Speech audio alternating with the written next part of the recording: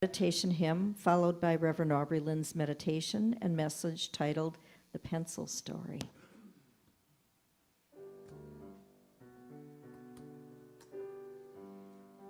Our Father, which art in heaven, hallowed be thy name.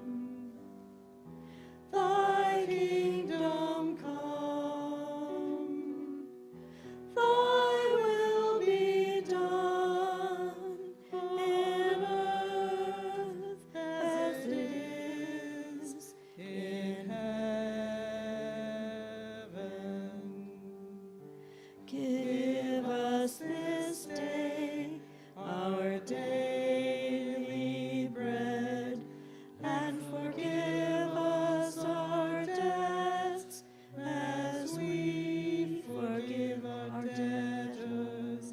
And lead us not into temptation, but deliver us from evil. For thine is the kingdom, and the power, and the glory, forever.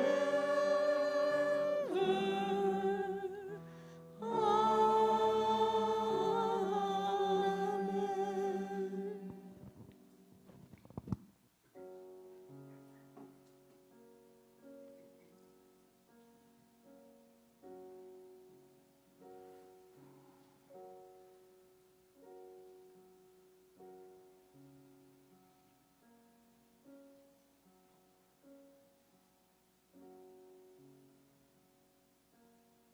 Oh, I'm sorry. It's not me this time. I forgot it last time.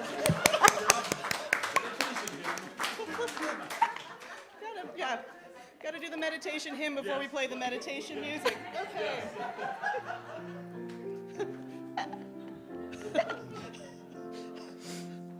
Our Thoughts are prayers, and we are always praying. Our thoughts are prayers. Listen to what you're saying. Seek a higher consciousness, a state of peacefulness, and know that God is always there. And every thought becomes a prayer. So today, think about the beginning before the beginning, before the Word, even though there was the Word. Think about that amazing silence,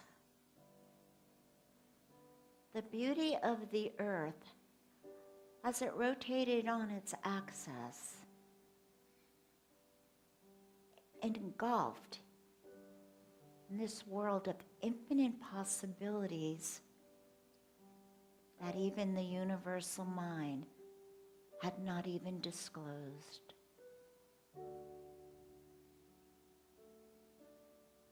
Think about the dawn of time.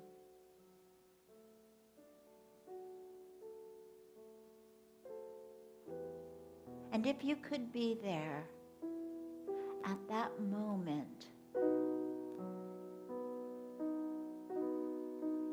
when you said your first I am,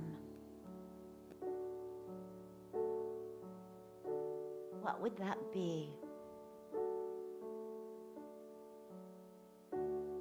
Today, you're given that gift. Thoughts are things. Thoughts are prayers. What would be your I am?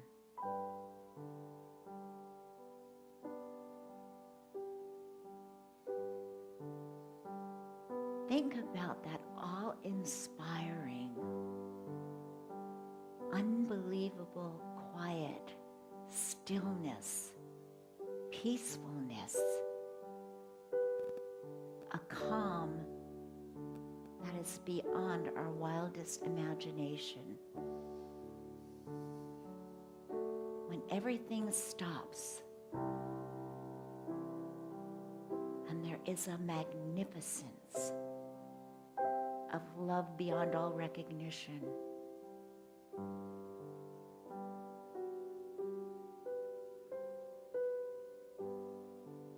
Think about it. What is your first I am?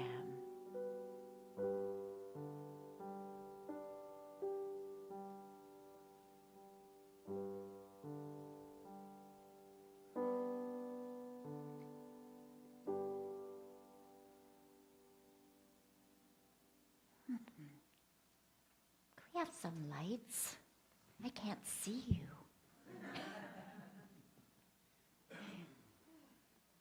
Thank you, Jill. Thank you. Oh, so the big question today is, why do you have a pencil on your chair? And it's certainly not to take notes because we didn't sharpen them. So, do I want you to take it home? Yes, I do. So why? I want to remind you all of the different ways that you're going to be thinking about a pencil from now on. So there was a boy that was watching his grandmother write a letter. And at one point he asked, "Are you writing a story about what we've done? Is it a story about me?"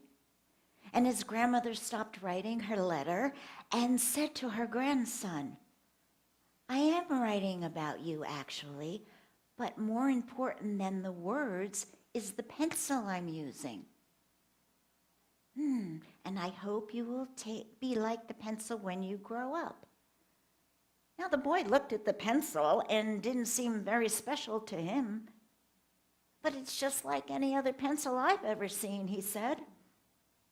But the wise grandmother said, "That depends on how you look at things." A pencil has 5 qualities which, if you manage to hang on to them, will make you a person who is always at peace with the world.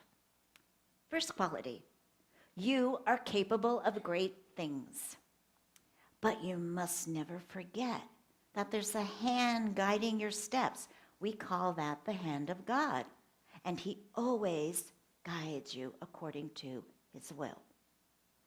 Now, I don't personally believe it is the hand of God or the will of God, but what I do believe, it's the eternal love of God, the higher power that has brought us to this existence, that is with us and guiding us all the time. There are 2 points here, pardon the pun. Laugh, okay. Pardon the pun. One is we believe in the power of the universal mind, and because of this, as the grandmother says to her grandson, we are capable of great things, always guided by God or the presence or universal intelligence, whichever that you choose to call that. The thing that we must keep in the forefront of our mind, however, is the universe always says what? Yes. What does it say? Yes, the universe always says yes. So we believe thoughts are things, and as part of our lives is to be sure we are thinking good thoughts, right? The greatest discovery then ever made was the discovery of the creative power of thought, because upon this discovery hinges our whole evolution. The ability to affirm, to say, I am. To be conscious of a relationship to the universe, to the whole, to each other, to all things that are then connected. So it's not only the guarantee that we are, but that we're some part of something greater than we are. And this is the proclamation of the universe itself. We are part of that which is, which, by the way, the wisest man alive doesn't know what that is with a capital I. But we're a part of it. And that's the proclamation of the universe itself. So what we know then is the consciousness of man is the extensionness of the universal intelligence. We are renewed by the renewing of our mind. Is that not true? We think new thoughts, we clear out, we get rid of some of the clutter, and we let the new come in, the renewing of our mind. Charles Fillmore wrote, "The only formative power given to man is thought. By thinking, he not only makes character, but body and affairs, for as he thinketh in himself, so he is." And we all agree with that, in theory at least. But by thinking, all of these things that we say then is true. Wayne Moore says, there's a song, and I love it, "We are always thinking, but do we know what we're thinking about?" We're always thinking, but do we know what we're thinking about? And it's a very lively, funny song. But we have so many thoughts, and they spiral, and through our minds in accelerated rates, boom, boom, boom, another thought, and it's hard to catch those negative ones and cancel them out. It really is, but it's doable, and it's really doable by slowing down, stepping back, and going into meditation. Now, that doesn't mean that in the middle of your workplace you go, wait a minute, I got to slow down, step back, and go into meditation. But you can pause and bring up that feeling. What were you feeling this morning in meditation? How was the peacefulness within you? What was your I am? You can take a minute and go into minute miracle meditation. So the other thing is, it's not the will of God that assists us in our daily lives.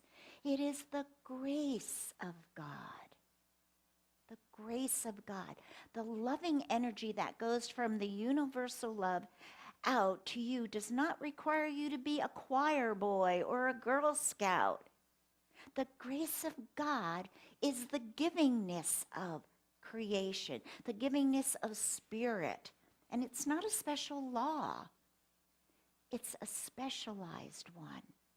In other words, grace is not something that God imposes on us, but it's the logical result of the acceptance of life and our relationship to spirit. So, second quality, said the grandmother, it's now and then that I have to stop writing and I have to sharpen the pencil.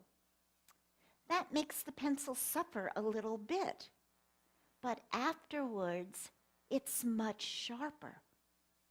So you too then must learn to bear certain pains and certain sorrows because they will make you a better person. Now, I'm sure most of you know the could be good, could be bad story. Do you guys know that? So the farmer loses his horse and all the neighbors come and they say, "Oh my God, we're so sorry for you." And the farmer goes, "Could be good, could be bad." And then the son goes out and he looks for the horse and he brings back the horse and all of the townspeople come and say, "Oh, we're so glad you found your horse." And the farmer goes, "Could be good, could be bad." And then the farmer's son goes out and he rides the horse and he falls and he breaks his leg. And the townspeople all come and they say, "Oh, we're so sorry your son broke his leg." He goes, "Could be good, could be bad." And then war breaks out and the son couldn't go to war because he broke his leg. And the farmer says, absolutely, absolutely.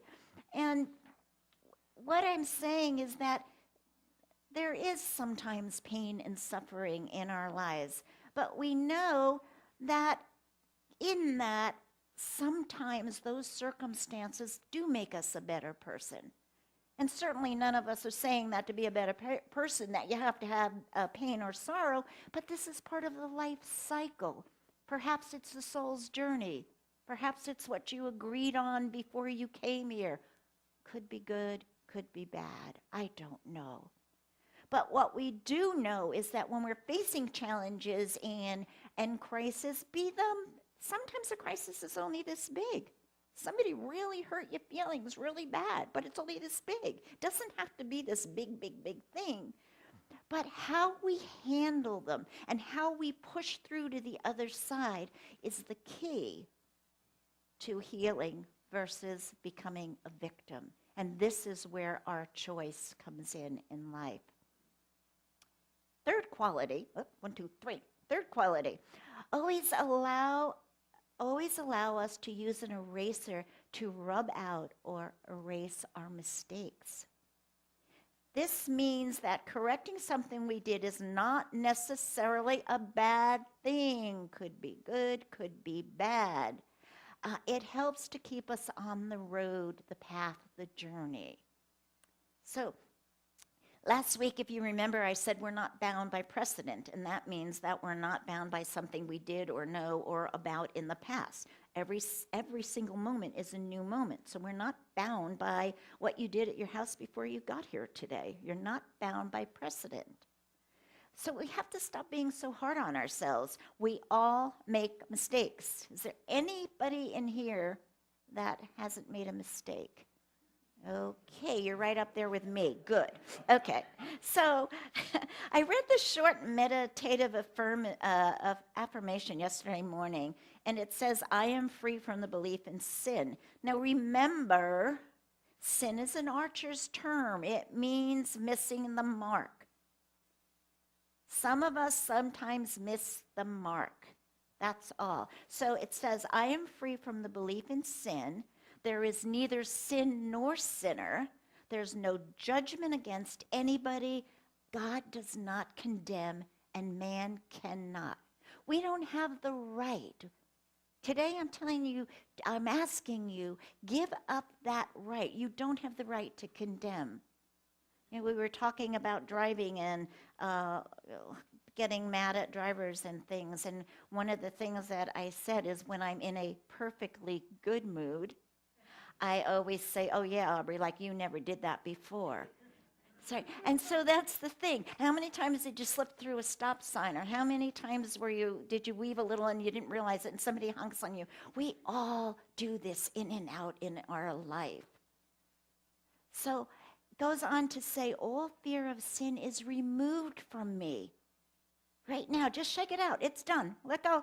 Let it go. Come on, everybody, shake out. There's nothing, no mistakes in us today. Yay, good. Okay, so all fear of sin is removed from me. All belief in punishment is gone from me. I live by one power, and no thought can enter or disturb me. So there is a freedom. You take and you erase, you rub out, you move from that which bothered you a little while ago, and you're in a new place right now. And this is all good. It is all good, it's all God, and I am just so happy. So, fourth quality, said the grandmother. What really matters in the pencil is not the wooden exterior, but the graphite inside. So always pay attention to what's inside of you. This is in alignment with our own teaching. Do not judge by appearances, right? Everything we see is our perception of a person, a situation, or a thing.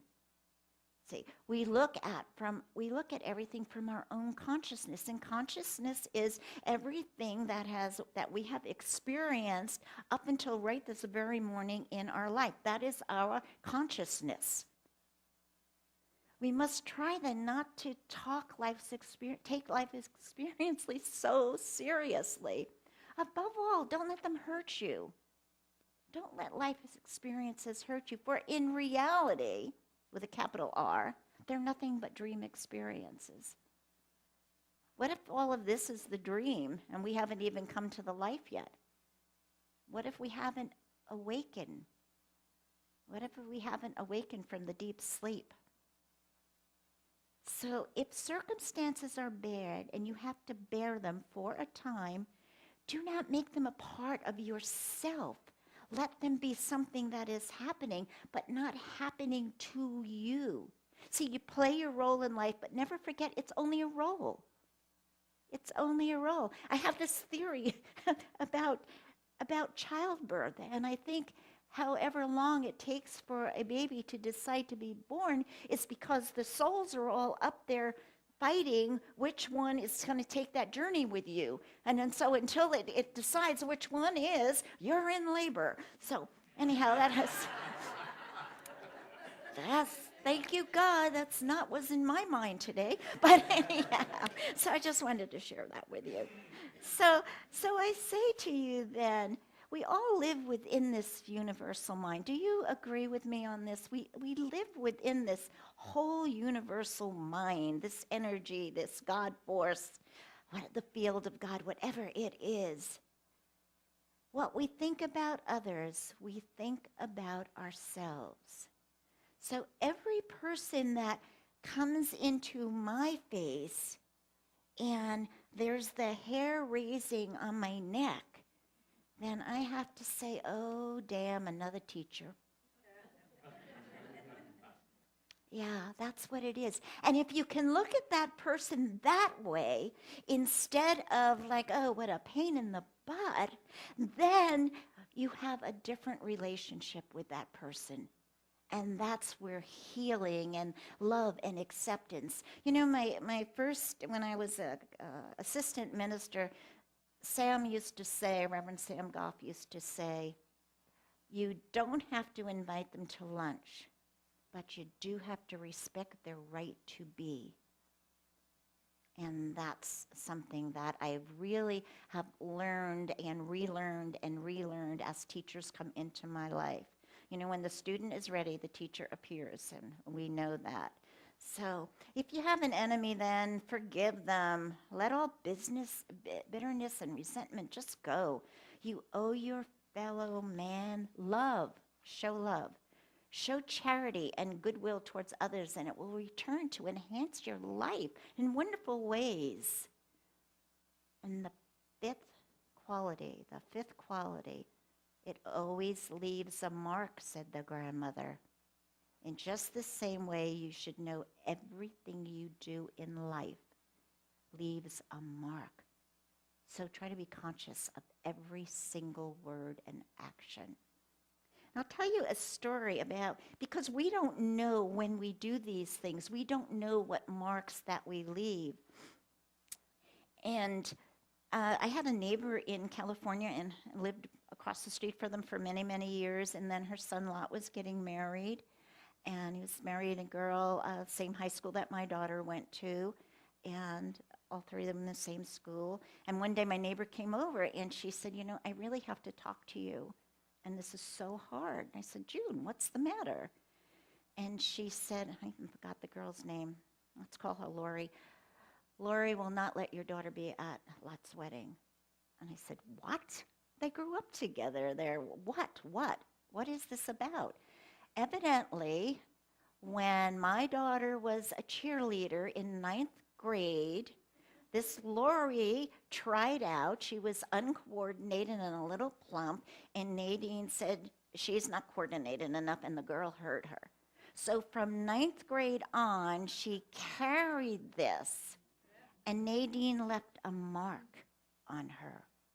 See, we don't know what we do to people. And when I mentioned it to my daughter, I said, blah, blah, blah. She goes, Mom, I don't even remember that. I have no clue. So we don't have a clue, be it a good or a not so good thing. We touch people's lives. So if we're going to touch people's lives, let's touch them with love, because we have no idea the impact. Just as when, and we've all heard these stories of somebody wanting to commit suicide, and then somebody was nice to them that day or told them they were worthy or whatever, and they didn't do it. We don't know the impact that we have on other people. And it's so important then that everything we do and say makes a difference. We don't have to know that we've made great differences, because there are times we'll never know these things. But what we have to remember is we do make a difference. Every single thing we do makes a difference. So the question is, what kind of difference are you making? How are you touching each other's lives? In here, as your spiritual home and community, and in your own families and your own communities.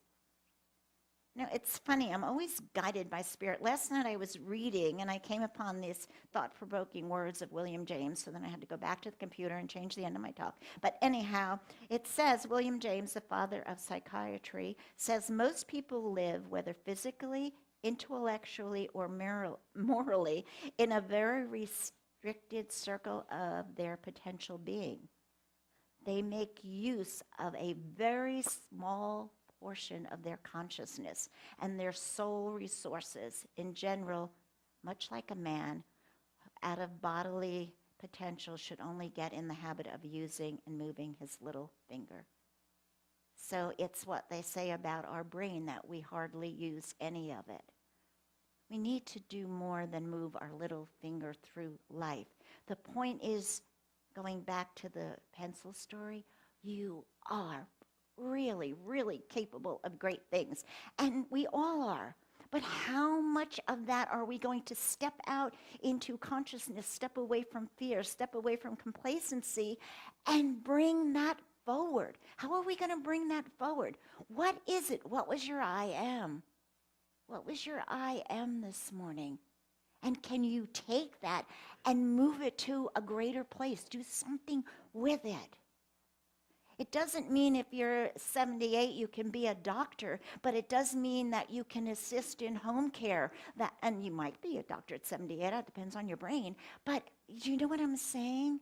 What can you do in the realm of what you love? What can you do in the realm of what you love?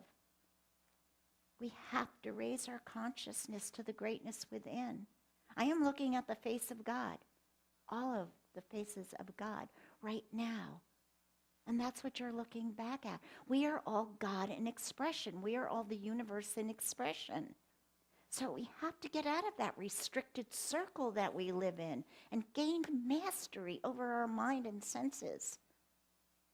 Use all of our attributes, whatever they may be. And it doesn't come from being an Olympian, gold medal person, and it doesn't come from honoring all of the gods. It doesn't even come from your spiritual teacher. It comes from deep within your own self. Can you get there to that place, that quietness, that part in you? So, if you will, please take your pencil in your hand and look at it.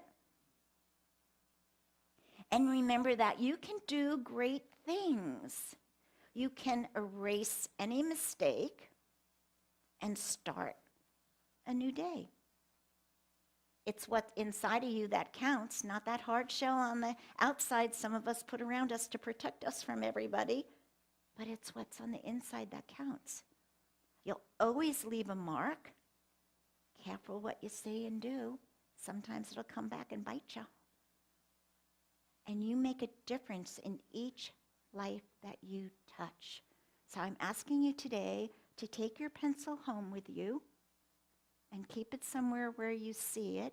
And every time you see a pencil, kind of think, what potentials do I have inside of me that I'm not using right now? Or celebrate, since I started thinking about the pencil, look what I've accomplished so far since then. So this ends my message. This begins a very new moment. And namaste.